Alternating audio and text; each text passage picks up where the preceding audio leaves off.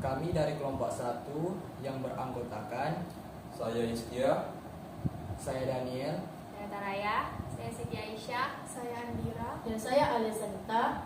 akan menjelaskan bagaimana ditemukannya prasasti yang ada di Pasir Panjang yang berlokasi di Kabupaten Karimun. Berikut bagaimana sejarah tersebut.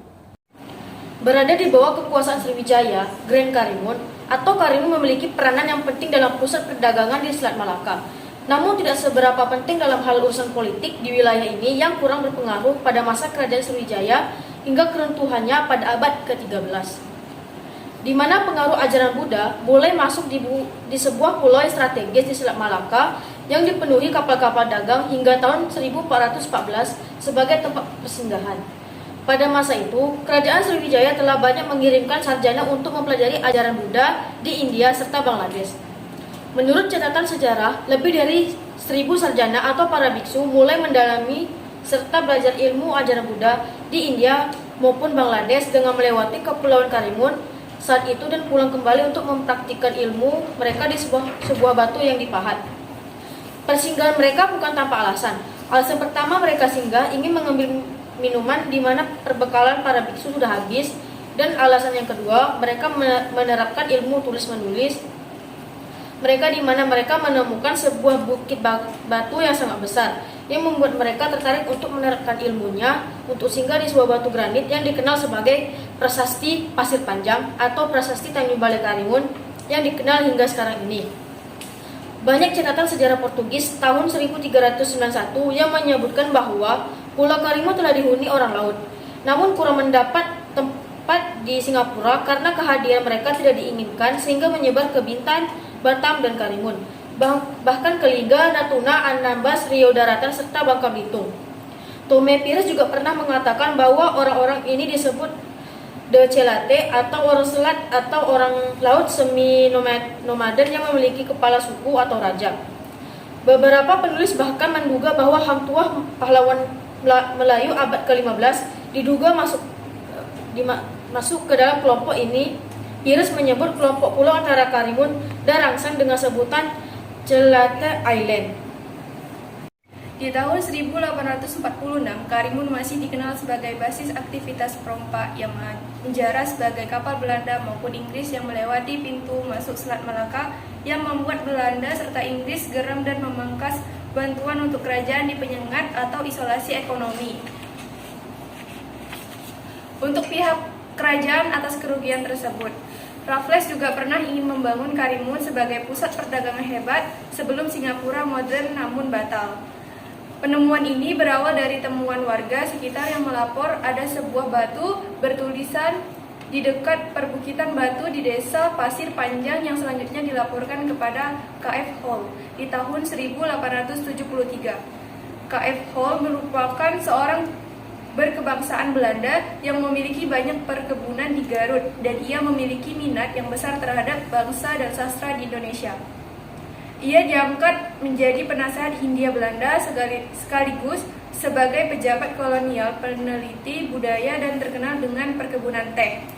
Namun, ia bukan orang yang pertama datang ke Karimun untuk meneliti temuan ini, melainkan Letnan Ashford, seorang peneliti pertama yang mengunjungi Prasasti Pasir Panjang dan mengabadikannya dengan kamera untuk dikirimkan ke Batavia, dan selanjutnya diteliti oleh K.F. Hall untuk mengupas apa yang menjadi isi dari prasasti tersebut. Letnan Ashford bahkan banyak mengabadikan lokasi prasasti Pasir Panjang serta pertambangan batu granit di tahun 1873 yang telah lama menambang batu-batu besar untuk nilai ekonomi dan bertahan hingga saat ini. Semenjak penemuan ini, lokasi penambangan di bagian batu dilindungi dari aktivitas penambang. Berikut adalah beberapa foto yang diabadikan Letnan Ashford agar diteliti dan dikirimkan untuk K.F. Hall. Foto-foto itu antara lain prasasti Pasir Panjang yang ditembok tanpa atap beberapa lubang di atas prasasti yang diyakini sebagai ramalan astronomi, aksara nagari pada prasasti, dan sebuah sumur di batu besar. Letnan Ashford memang ditugaskan untuk datang langsung ke Pulau Karimun dan meneliti serta mengabadikan bentuk prasasti tersebut. Namun saya belum bisa mencari sosok Letnan Aswad seperti apa. Tetapi setelah saya melihat dengan baik maupun dengan jelas, kemungkinan sosok Letnan Aswad berada di salah satu foto yang beliau abadikan, tepat di atas batu prasasti Pasir Panjang sebagai berikut. Namun sangat disayangkan fotonya kurang jelas, tetapi dari sosok letnan itu sudah cukup jelas tergambar serta memakai topi lengkap dengan seragam militer. Setelah beberapa foto telah sampai ke KF Hall, ia mengalami beberapa kesulitan saat menerjemah prasasti tersebut, sehingga dilanjutkan oleh John Lawrence Andries Brandes. Ia merupakan pengolektor barang kuno dan seorang leksikografer atau ahli penyusun bahasa langka berkebangsaan Belanda.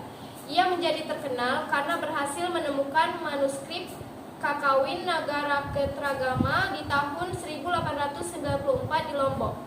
Foto-foto prasasti Pasir Panjang menarik minat John Lawrence Andries meneliti lebih dalam. Ia berpendapat bahwa prasasti itu ditulis pada abad ke-10 hingga 11 Masehi. Ia juga menulis sebuah surat terima kasih kepada sekretaris cabang di Singapura 13 Oktober 1887. Dan ini transkrip prasasti yang Brandes terjemahkan.